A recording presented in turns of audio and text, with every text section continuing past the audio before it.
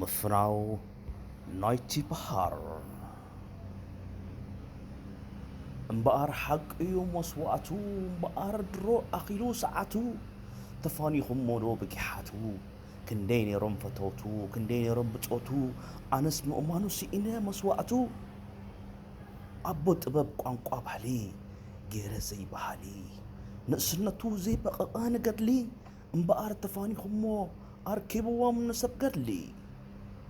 ኣይምጸልኣናን ሓንሳብ ተትጸንሕ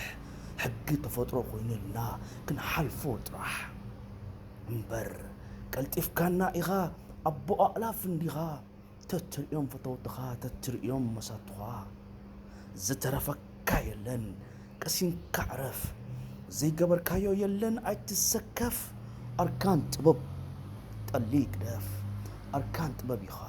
ጠሊ ግደፍ ዘለዓለማዊ ዝኽርን ክብርን ሰማዕታትና በመብፃዕና ይደበሱ ዓወትና ሓፋሽ ኤፍሬም ኪዳነ 16 ሕዳር 2025